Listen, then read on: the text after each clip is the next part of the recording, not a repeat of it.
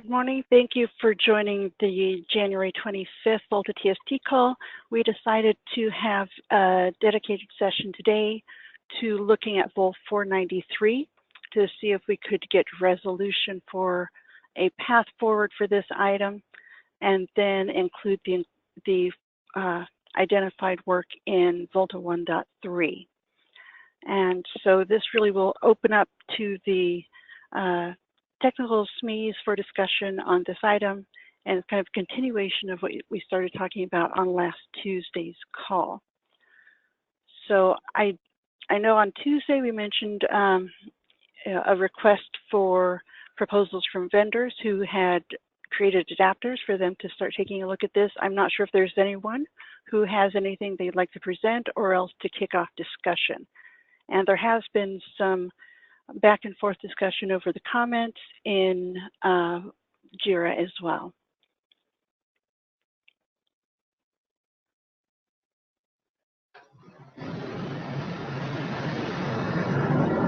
Sorry, I guess I'll make a quick comment, not Okay. much substance, but just reading through what David originally put in there, and Chip being out of town and me looking through his code, what I can confirm is that we are pulling the MAC address off of the OLT for the management port, which is pretty much exactly what David wrote and probably what Chip saw and went ahead and did.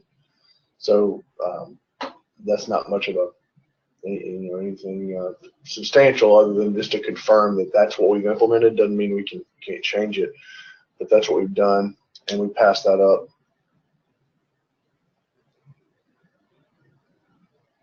All right, thank you. Cool, we're done. Well, it makes sense.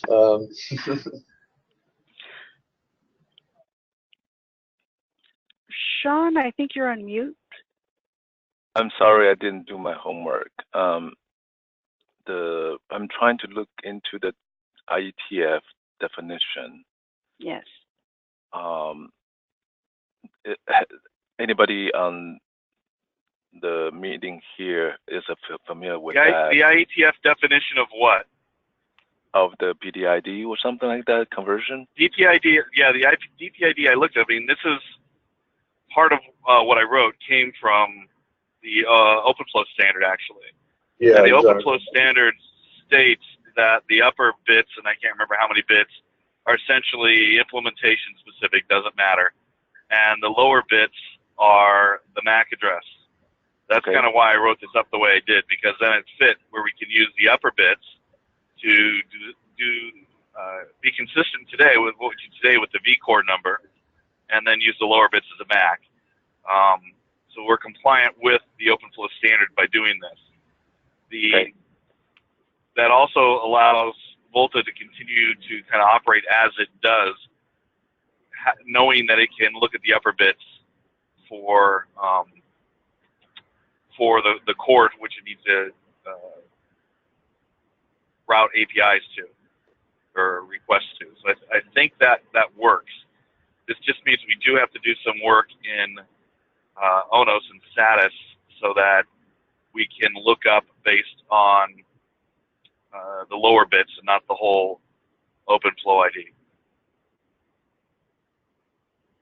And but even with the so this ticket is about the PDID generation is not predictable, and since the MAC address will not be known until the device activated, right?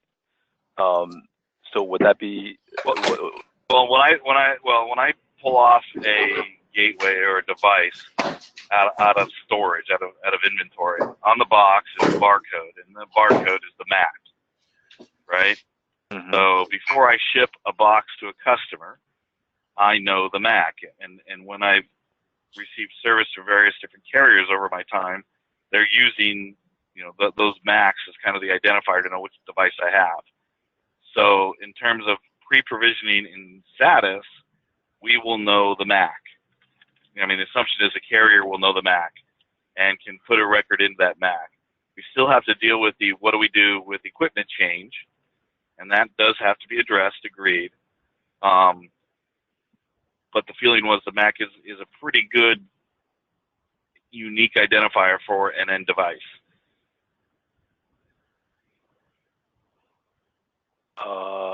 Okay, so I'm wondering, so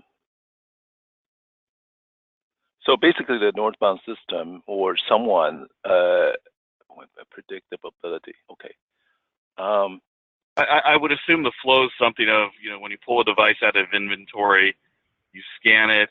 At that point, there's a record pushed into status that maps the customer, the information for the customer that you're provisioning with the device, and that record gets put into status. So that when a device is seen on the network, then it will provision correctly.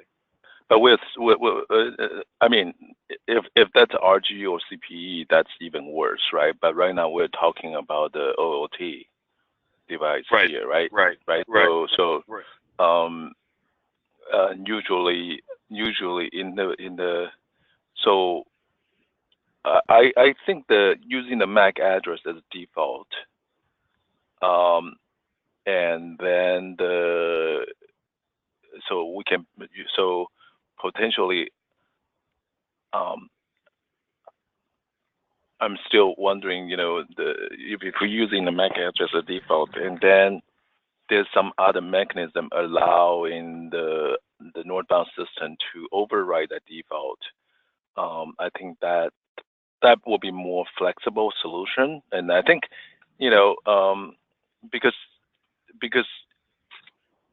it is hard to force all the service provider to have the, exactly the same inventory and deployment mechanism, right?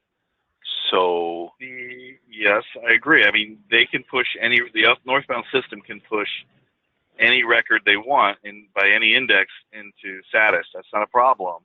The problem is VOLTHA needs predictable ID based on the hardware that it can map data to. So we when we were in the lockdown, we mentioned about, some potentially the zero touch turned up for the OOT hardware or DPU later, right? Yep. So I think one of the mechanism for the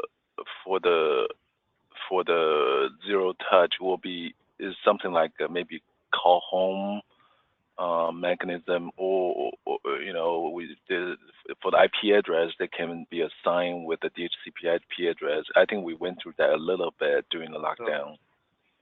So what I've seen for zero touch deployment is when the device comes up, essentially unknown, and when an unknown device comes up, it gets essentially a default configuration and pushed to a walled garden. Right at that point, a customer can enter their phone number, their account number, or something that identifies them as a customer, and associates them with which service they purchased. Right, I agree on the. But I welcome everybody else to chime in also. But I don't want to talk about the customer prem equipment, right? I'm talking about OOT. I think they probably know there will be no phone number.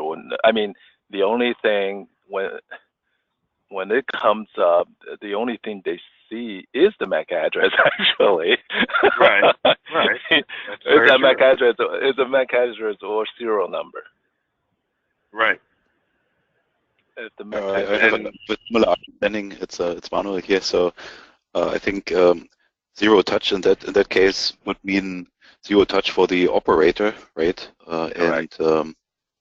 So zero touch when we think about this context of having a customer premises device enabled to be auto-configured so that the customer can then do something with it to get access to a service. I think that is something that would sit on top. So right now I think we are talking about the mechanism that allows to accurately uniquely identify the hardware. So the device network element, right?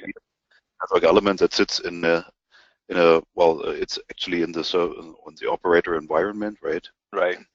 And I agree for the handling of that through, let's say, through the device management configuration systems and the inventory. First of all, there should be mechanisms that would sit as well on top, so subsequent that can replace the hardware ID by anything suitable that the operator is using across his network. So that is also, from DT's perspective, an important capability, but I think that is something that comes again after. So we are trying to probably solve something where we would just say, okay, it's not really feasible that we have the operator touch every OLT before.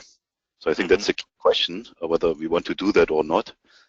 I think if we rather try to not do that, so to keep the amount of effort or keep the efforts low, then we just need to think whether this device ID that we have is stable enough and can be uniquely enough when the device is shipped, so that this is usable. I think MAC address right now is as a default, as you suggest, Sean, is it's probably the only idea that is common and feasible right now that I can see as well.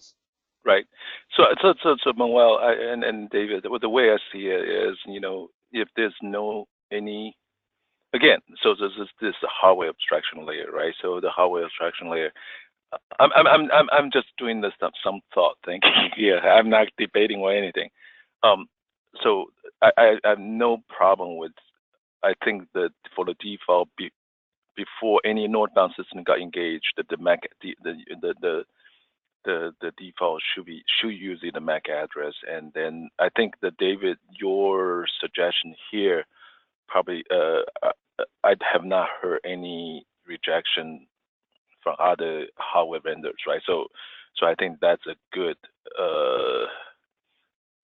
Julie, if you don't mind, take a look. Let's see. There were other. The comments we had before, there had been some indications from Nokia that suggested that the device ID should not be tied to hardware-specific parameter. So I believe that is the only one we've heard for not using this, but that was from previous discussion as well. But it's right. Kind of for me it's vague, right? What's the hardware specific parameter? Do we have anybody from Nokia here? Sometimes. Hey, this is Nathan Scarlett, but I can't really speak to this particular topic. Okay, Nathan, can you do us a favor and ask Sarisha for example? Yeah, sure. I talked about this earlier. We talked about this before. Sarisha was talking about. David, your good memory. Number, right? A customer ID number or something like that, so that as you swapped or changed hardware, this number wouldn't change. Correct. The problem becomes that the adapters have to pass up this number, right? And so you can't have any random number, right? There has to be some coordination between the number you expect in status and what the adapters pass up. So if you're going to use, for instance, MAC, then the adapters have to be written such that they use the MAC in the DPID. If you're going to use another number, another value, then those adapters have to be able to generate that value consistently for the right device. So if you're not using, since all the adapters have is information about the physical device, that's all they can really pass up. Now, as part of the DPID, and again, the DPID generation with the MAC is compliant with OpenFlow. Now, you potentially could say if the adapters could look at somehow use ports, for instance, and say rather than the MAC address, we're going to use some combination of the device and the port on that device to identify the endpoint. And that's fine, we can do that. We just have to make sure that, one, that's predictable so that you can figure that northbound. And that means rather than the MAC address on the device, you have to know where the device is being placed in the network, i.e. what port it's going to be. So there's multiple values we can use, but we have to make sure that the adapters are going to be generating those values so that they're coordinated with the SATIS in terms of they're using the same number. My opinion is the easiest way to do that is just MAC, because everybody has it, right? I'm open to alternatives, but we have to make sure that whatever we pick, the adapters are in line with that and have the information they need to generate it. So, David, I think yes, and without talking to the adapter, because I think when the hardware comes up, the adapter, is the first thing they need to talk to, right? So if the adapter does not, what I'm saying is, it's not something the call home, the call home or zero touch can be engaged without any adapter interaction, right? The adapter would need to already be identified which adapter to use. So that I think that's probably when a device turn up, that's the first thing has to be done. Is that correct? Without what I'm saying, the OLT. Yeah, when you pre-provision an OLT, you basically tell what adapter to use. You tell what adapter to use, and when the power is up, and then the hardware has to talk to the adapter. So it's not something can pass through the adapter without being defined just yet. I think I need to have a flow regarding to this one. What I'm saying, I'm okay with this, but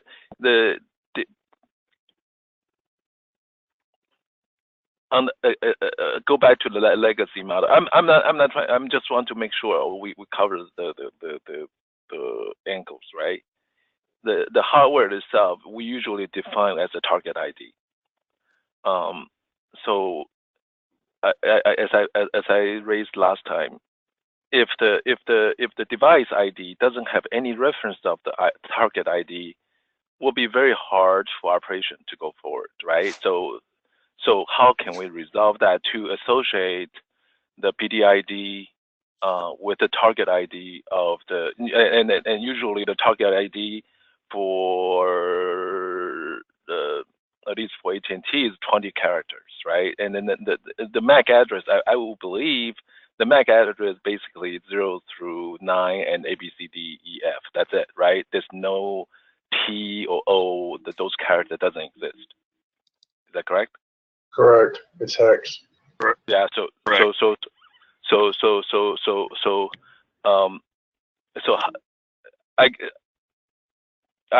as I said, I think this is a correct way to do to deal with the PDID. So, but how exactly we can associate that PDID to a device ID? When I say device, a target ID or system ID. Said. Sorry, Sean. I think we can have both. What we can have is at the VOLTHA level, adapters level, we use the MAC address, and at the layer above, whether it's SATIS, whether it's above ONOS, to have a mapping table between the DPID and the whatever ID, like target ID, whatever you need to have. Yeah, so I think we need the community to help the operation to have that association. Otherwise, it will be hard to manage, right? As I said, even though we have other access manager on top of that, I think a lot of time the operation still want to go into the VOLT software itself and then look at what's in there. So once you get in there, we don't want to miss that association. So I think, do we have a resolution? Manuel, do you agree? Yeah, I wanted to just basically agree. Right. Thanks. Yeah.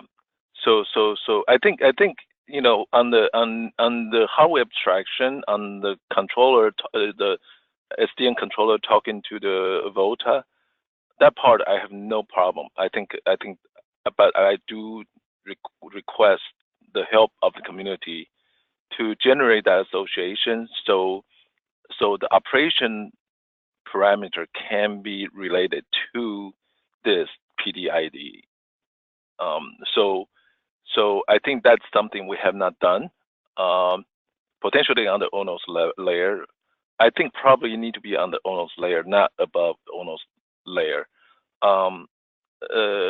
David, do you think this is my request, or maybe the use case?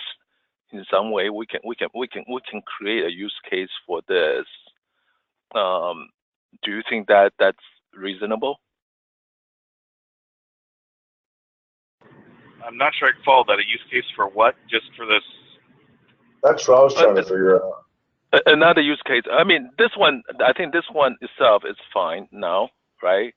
Right.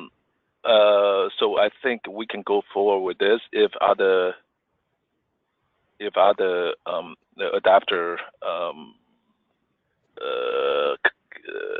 agree with that. But one thing what I'm saying is, after this framework is done, how can we associate a different name to this PDID so we can have a coherent? Well, it's because we have a record in status. Well, let me back up. I think in my opinion, the association between the MAC address of the device and a carrier-specific ID, like a target number or a tracking number, that's going to be mastered outside of VOLTHA. Correct. Right? That's going to be in the inventory systems. So somewhere in the inventory systems, or on the ONOS side, right? Would that be on ONOS? No, ONOS will not be the authority at a carrier for this information. ONOS may have this information in it, but I do not believe it'll be the authority. The authority will be the carrier management system, the carrier inventory system. What I'm saying, it will be the carrier inventory system, or the provision system will provide the operational related reference to. And it's right, and it's easy enough to put into status an additional value that is the target, right? Vendor target or carrier target or whatever you want to call it. Let's call it system ID. Could push.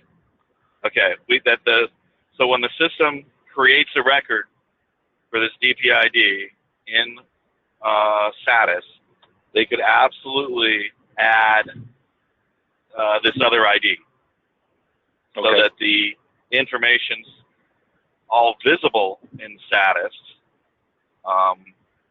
If we ever need to use it for some other purpose, that's easy to do. Just push this issue a little bit further. So under the device, if you show devices, someone please I wish I have my VOLTHA here. You list the devices. What is the name of the device being populated? You know what I'm saying? On the VOLTHA CLI, if you type device or show, something like that, is that the PDID being shown, or the MAC address, or I remember very, very long characters. Yeah, I can't remember what this. I don't know if you have that available to you. That's not right on me, but what you are going to see, there's a difference between devices and logical devices. The PDID will be under the logical devices. Yes. And basically, you will see the core ID and then whatever IDs has been associated by the adapter. So currently, the default is an incremental number starting from 1. So you will have core ID followed by 1, 2, 3, 4 for those logical IDs. But in the code, what we have the ability for an adapter to specify MAC address as well. Yeah. So if the adapter specifies MAC address, then you will have the MAC address. Yeah, and that's if not, then it will be an incremental number. Okay. Right. But it's not the ID you're thinking about, Sean. It's not the TID. Okay.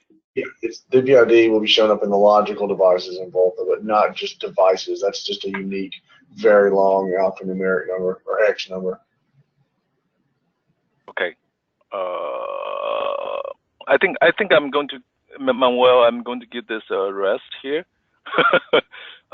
I just, it's my personal preference is, whenever I tie a show on the VOLTA, those long MAC address or something like that doesn't really mean any sense to me because I don't know what device it is. So it is something, but we're talking about hardware abstraction layer. So I'm, it's very, very low. Yeah, keep in mind, Sean, it's meant to uniquely identify a logical switch to ONOS. It's not necessarily meant for you to make sense of it. You have to tie it into where it will, but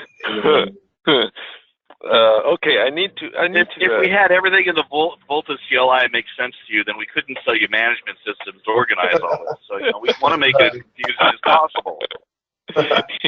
Oh, by the way, I'm calling VOLTA. Okay, so I hope that answers some of people's confusion. VOLTA is VOLTA. Okay, I think we. Hey, Sean, this is Kim. I have a question. So this was in what Philip mentioned. This was in reference to the OLT as pulling a MAC address off of the OLT to use for this purpose. So what about the ONUs? This DPID has to be associated with ONU somehow? Is it? I don't think so. No, the DPID is with the OLT. The ONU is a port on the OLT. So the ID is the DPID is the switch ID. All right. So this is just in the OLT domain that we have to worry about. Yes, OLT is yes. a logical switch to ONOS. Right. Okay, good. Thank you. Yeah, that's why I want to tell when David say, "Oh, the customers are," I said, "No, the customer will be even more complicated." The OLTs, I do, I think as long as the port show the topology of the I'm gonna ask about ONTID later, but we can talk about that later. So do we have a resolution here? Edge core. Kim. Today on Edge core, how is that ID being assigned? The PDID is the. I believe it's just using the default that Ken described. I don't think it's not passing any MAC address parameter to that call. I think there was. The reference and the adapter that it came from wasn't doing that, so it didn't do it. But maybe that does bring up a point. Is I wonder if if we're going to do this, this should become now mandatory that you have to pass something. You can't let that default be in there. I don't know, because that's a really good point, because it's going to overlap eventually with what's a unique MAC address. Yeah, I agree. I think this becomes mandatory. Otherwise, you can't really coordinate this stuff. Oh yeah, you would eventually have a conflict. Right. Yeah. So I think it just has to be. It can't be the old way anymore, because otherwise things above are not going to work if some adapter chooses to, just stay with these, increments. So can we make this mandatory and then? It can easily be made mandatory. That API call. The only thing is, if we make it mandatory, means existing adapters that don't follow it will just fail. Do we want all the adapters to adapt first and then after that making mandatory, or do we want them to fail first? Adapt. Well, if we fail them, they'll certainly change, won't they? Yeah. Right. I mean, adapt or die. But how do you fail them if they don't change? What? I mean, well, they won't be able to create the logical devices. The moment they invoke logical devices, if they don't have a MAC address specified, it will just return nothing. Okay. So there You is could also just there is a deprecate. check. You can deprecate the automatic associated, the automatic incremental starting from 0. Yeah. Just force it to require it to be provided. Yeah, I think that's the only way. It's going to have to be deprecated so there's chance to change. So maybe if the adapter doesn't use the right interface, there can be some type of log warning or something like that to give a chance to change. So I agree. It just can't. We just can't. I think things would just break. Nothing would work if we make a change like that. And I don't see Calix here. Nathan from Nokia, can you bring this back to your team? Make sure they're aware about this, because the Nokia adapter is hidden to us, so we don't know exactly how you guys built it. So just Yes, make sure. I will. Yeah. And then maybe we. Calix need to be aware about this also. I don't know. I don't know whether this will affecting Tibet. Yeah, Sean, I don't believe it does. I think the solutions that have been discussed are fine. This is Paul. Okay. Yeah, I see you now. And then we probably I will mention this to Telefonica. Make sure that GPON will be fine also. And this should not affecting the PONSIM, right? PONSIM, the work is already done in PONSIM to have a Mac. Okay, good.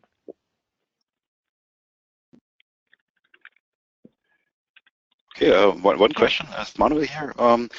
Well, I see, Julie, you're already taking notes. That's great. I'm trying to get just, those so we can review them to get agreement before I send something out. Excellent. Yeah, go ahead, Manuel. I'm seeing this note regarding then the let's say the subsequent issue that we've also discussed with regards to the operator ID, right? So that is a good point. I just see that Amit Ghosh has added a comment, I think, while we were sleeping on the West Coast, and already who is already up to full speed and commented on the MAC address as a use for SADIS. So then I think maybe there can be some sort for taken from there. He says there's a serial number used right now from the OpenFlow device. Now, is a serial number that a string that you've just discussed, Sean, that is typically shown when you do when you show devices in honors? So is that the serial number? Since he mentioned that this is currently used to identify the device in SADIS, which means not at the driver level, but I think going forward. And yeah, that. Thanks for bringing it up. Okay, David, I'll put you on the spot here. If the MAC address for the MAC address is basically the 89 port, the northbound port on the device, right? So if the MAC address will change if I connect to the port 1 of the No. First of all, it's a management port, but it doesn't really matter as long as you're consistent, like David has said. And changing ports doesn't matter anyway. But anyway, the management port is what David stated, and that's what I think the better approach would be. But what the management port? But what about in-band management? It's still going to have a management port there. It won't matter. It's still unique, even if you're not using it. Correct?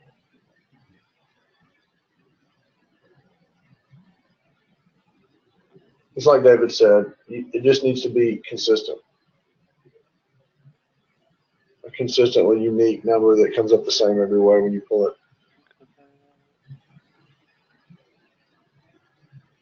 Okay.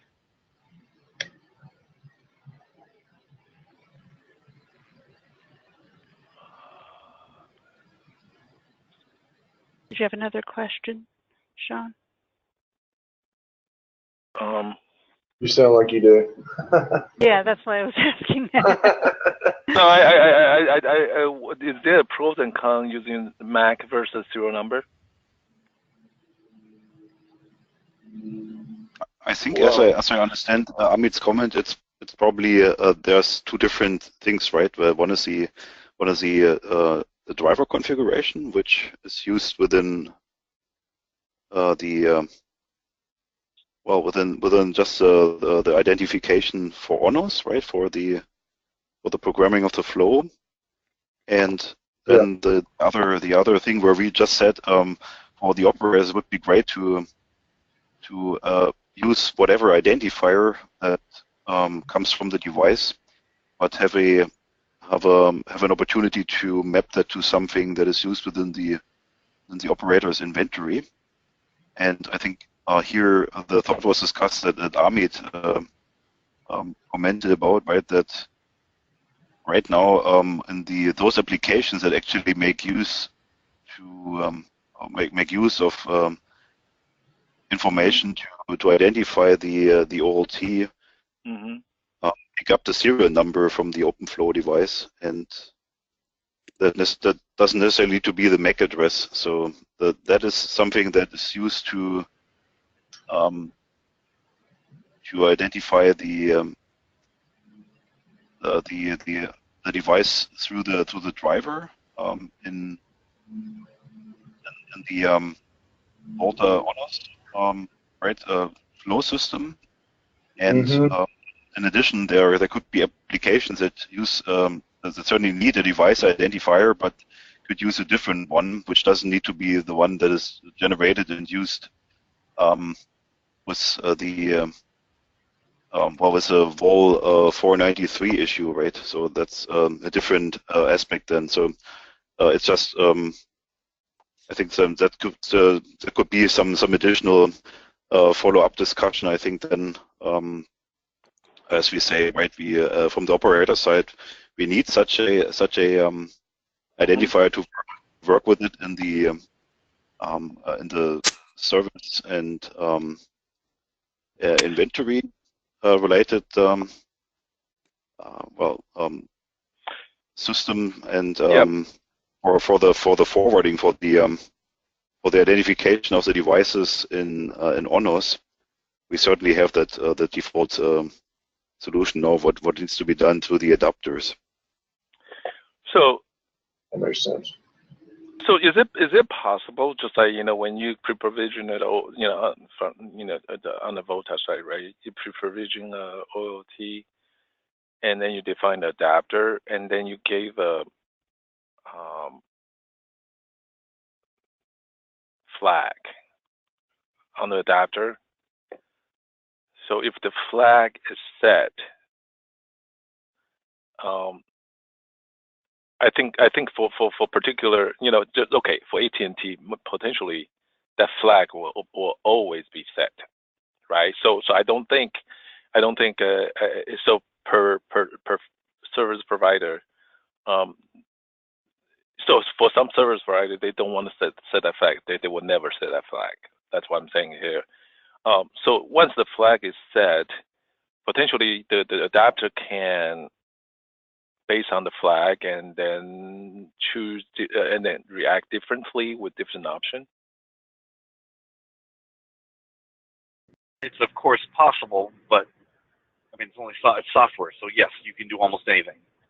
The issue is, are you going to put code into every adapter to generate IDs for every possible carrier, and every time another carrier comes and says, but I want to use this ID, go back and change all your adapters? Or you say, look, here's how VOLTHA does it as a hardware abstraction layer, the MAC address. If you wanted another ID, that's fine. Map that outside the hardware layer abstraction. The abstraction is not going to be done, do everything. It's meant to get these things up and running. Use your management system to map what the hardware information is into the management information. I totally agree. Yep. This whole discussion is about DPID, which is a very technical, functional entity very low, right, to identify logical switches. Manuel, do you agree? I tend to, Sorry. Yes, yes, agreed. So I mean that's what I also thought. So that's the issue about identifying the logical switches can be separated from that from that question that is then raised through right the handling of it, the let's say subsequent service related system. So that is then discussed in 542, right? With Amit's comment, I think that can be something that we can take a deeper look at and see what operationally would be the best solution.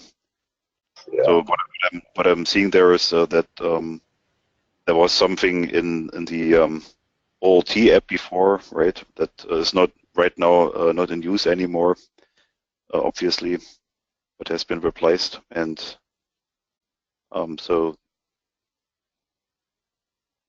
right now that is a separate issue, certainly. So just thinking a little bit forward here, and also trying to think about what else would certainly be possible if all the adapters are now generating such a DPID, which is then unique. And maybe then there's a way to use it as well in SADIS and in the inventory, but it doesn't have to be that one. Yeah, I guess I think the DPID is just so. I think David has a very constant message. This is our abstraction. I'm not sure that. Yeah, I'm not sure that's good or bad, but okay. But no, I think that keeps us intact. I think that's good. And I agree. Just if we create options, then how many different options we need to support, right? I think maybe we can rest this one and go forward with this, and then later on, once we start introducing more service provider and more, I know, and once we decide this, we don't want to change it, but later on, it doesn't mean we cannot create different options. Agree? Manuel, do you agree? Yeah. So no, from my side, no disagreement.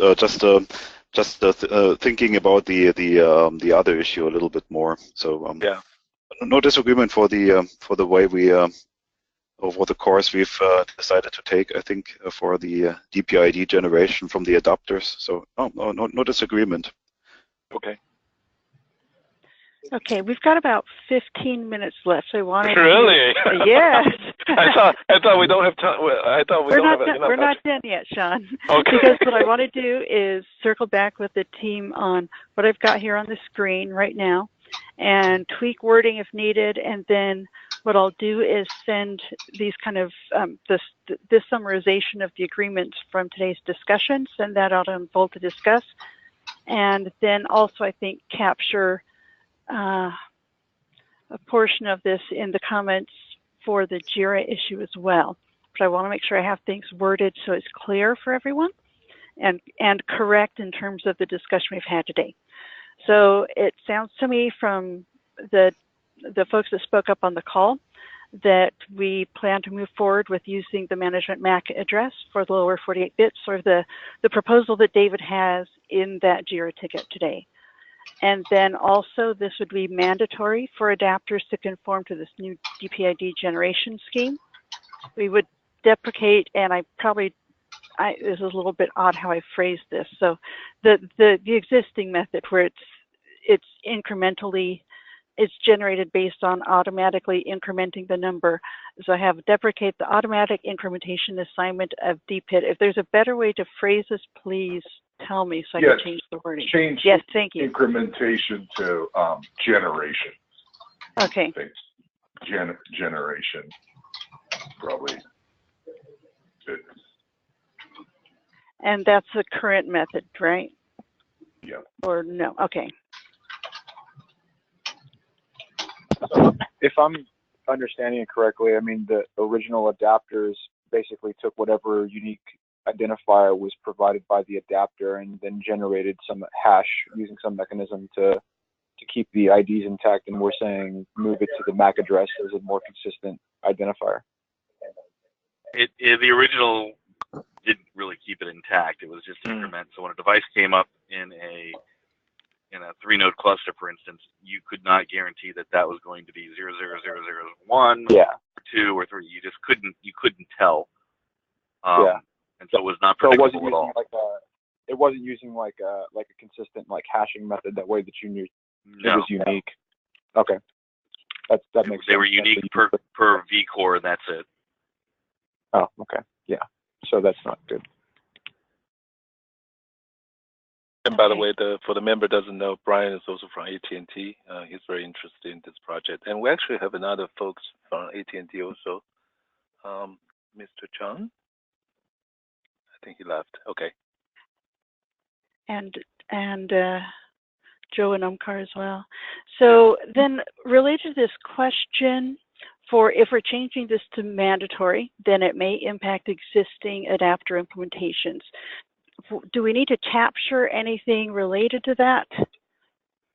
It will stop working. Well, I think what we need to do, I don't know. Just make a note? Make a note, and then, as I said, I'll reach out to Telefonica, make sure they pay attention on this one. And Calix need to also be aware about this, and then Nokia. Sorry to single out, but just want to make sure. Well, Julie's about to post it on VOLTHA Discuss, and she's constantly right. great details in her. Yeah, I don't. This is Kim. I don't know if Ken is still on, but kind of the approach would be is to have, VOLTHA, if something doesn't use the new interface, that there's squawking prominent log messages saying interface is deprecated. So existing adapters can still work, and it just gets noisy in log messages when they're not using this. So that would be a way to grandfather this stuff in without completely breaking adapters until they have time to change. So it goes into, that interface goes into deprecated mode, and then it becomes mandatory at some point. That's a good idea. I think at some point this is going to be compliance testing before release, right? We're not going to be able to make a release if not all adapters are doing this.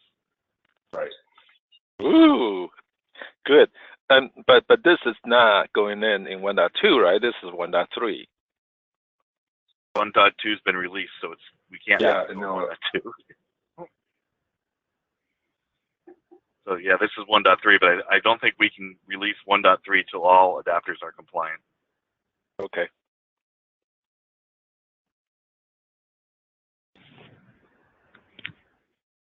Okay.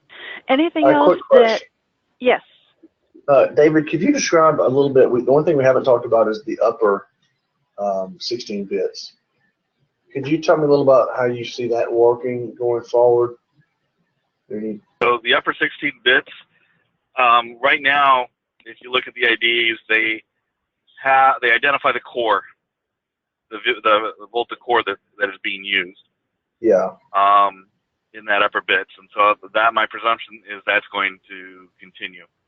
And that identifier, and Ken, if he's on, can correct me if I'm wrong, is used to help route, identify mastership for a device, and route requests to the right core for requests. Okay. Now, I'll be honest, I'm not particularly happy about that, and why I'm not particularly happy about that is because what VOLTHA implements is a fast failure, which means if a vCore goes down, vCore 1, for example, the devices don't move to another core. A new vCore 1 is started, and those devices become mastered by that guy, right? That's the part I did. It's kind of it's kind of a fast failover, more so than what I'd call HA. David, that's not entirely correct. If Okay. the vCore goes down because the server goes down, then all the devices are assumed by an existing core on another server. That's what I was thinking. No, they aren't. I don't believe. Because when we saw this, we saw it came the minute a core went down, a new core started with the same vCore ID. Yeah, that's true, but it starts on a new server. It doesn't just restart. Correct. Like, there's two scenarios, right? There's one where the core dies and it comes back up on the existing server, and then the devices are all reloaded. And there's a case where a server goes down and that core has to be started on a different server, and the device is reloaded into it. Correct, but the devices are, if when I create a device and it is assigned mastership to vCore 1, it will continue to be mastered by vCore 1 till all eternity today. There's no mechanism to say you're now part of vCore 2. Correct? Yeah, that's correct. Right? And so that's what I mean by we have a fast failover situation, which basically says when a core goes down, until its replacement is instantiated, those devices that have been assigned mastership to that core can't really, they'll pass data, but they won't, no new management capability can be done. Versus, and I'm not saying, well, I said I'm not sure I'm happy about that, but I'm not sure it's a bad thing either, right? I mean, because you have to worry about if a vCore goes down, you know, do I take the time and remaster all my devices to a different core when a new core is going to come up anyway, right? So in reality, you know, I said I'm not completely happy about that, but maybe I just haven't thought it through all the way. Well, we've got, the cores do start pretty quickly. You realize, right, that for release 2, we're going to have redundant cores? Yeah, I knew you were working on that, but that's not what it is. We don't have that today, though, right? No, we don't. Yeah. Yeah. So how would the behavior change in release 2? That we really have HA, true HA? That is the plan. Through the redundant core that Sergio's talking about, yeah. That's okay. I'm probably was getting confused based on that. Okay. Good. Thank you. Okay.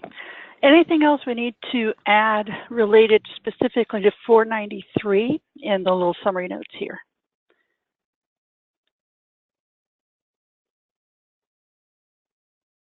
Okay. Then I also wanted to talk about sort of a follow-up discussion perhaps where we do have the indication from service providers. They need to have a way to associate the DPID or the MAC address with an operational ID. And we had the suggestion that this may be able to be addressed by adding a parameter to status so that it could be stored in the same, within the same record. So you could have both visible at the same time, but also a note that the authority for this mapping from the operational ID to the DPID is not in scope for ONO. That needs to be done further upstream, perhaps in a carrier inventory system. So related to this, do we need any further discussion or clarification from the service providers? Do we need any requirements called out or use cases developed and submitted for the community? What are the next steps for this?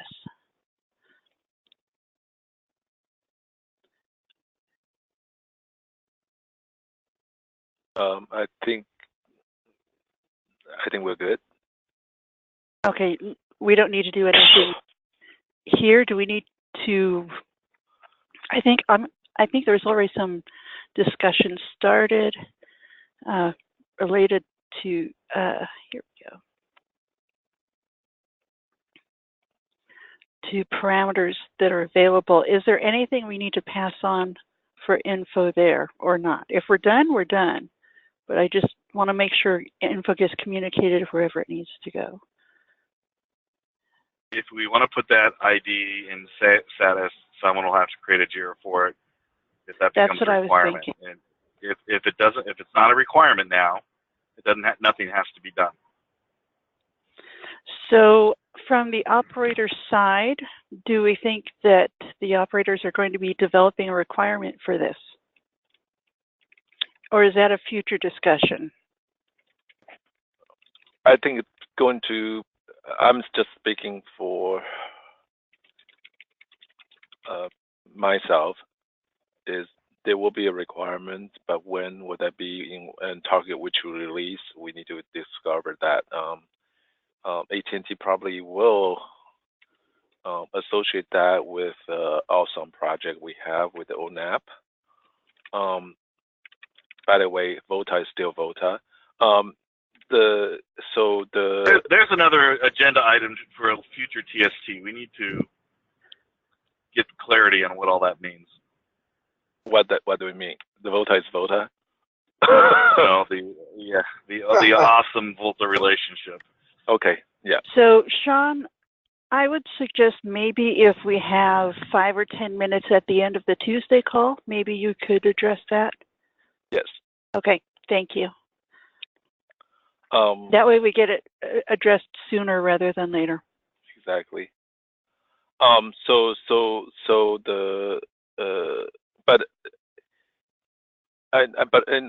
believe DT also have the similar effort on operation support. So yeah. So I think it's whether that will be in 1.3 or not. We need to verify. But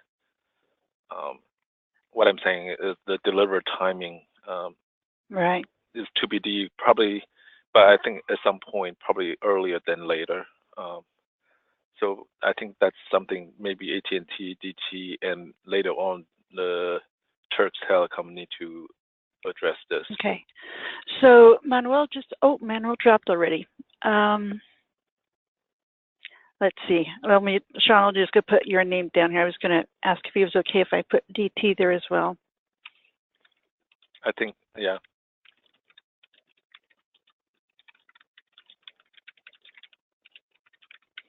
Okay.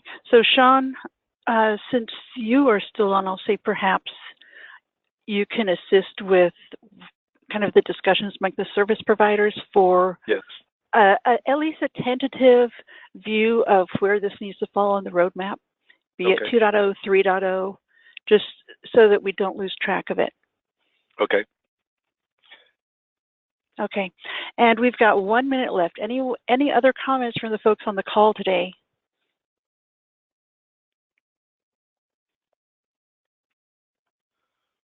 Okay. And I think the plan that we sort of talked about on Tuesday also, and that I referred to up here also, is we'd like to get this in 1.3.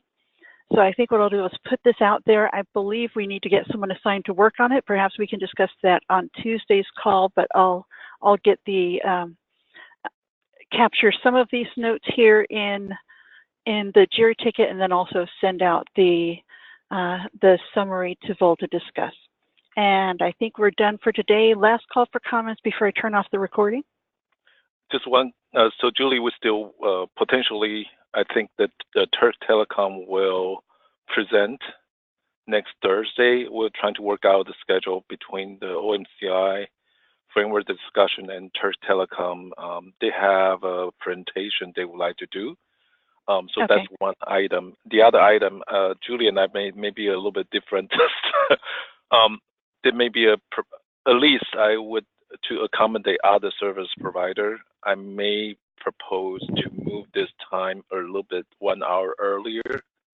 So maybe I'll use the VOLTA discuss to discuss whether that's acceptable for the community. Julie, sorry about that. We just have to give you a lot of coffee. Lots of coffee. So yeah, so why don't you bring that up on discuss, because there may be standing meetings other people have that regularly participate here that may be impacted as well. So I'd like to get the view from the rest of the folks that regularly participate. Standing meeting with my pillow at that time. But So and we are out of time, so I'll go ahead and wrap this up quickly.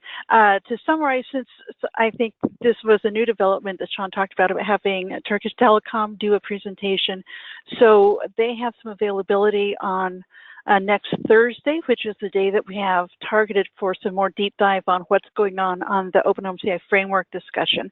So what I'm going to try to do next week, I think after Chip is back, is talk to Chip, Kim, Sean, and others who are kind of involved in the OpenOMCI framework discussions and in those initial proposals, and to figure out, the time slots for how much time is needed for OpenOMCI, to see if we can have the discussion or the presentation from Turkish Telecom as well. So that's a new development, but so we're looking now at potentially 2 agenda items for next Thursday's call. And with that, I'm going to go ahead and stop the recording because we're over time. So thank you, everyone, for the discussion, and I will send out the summary later today.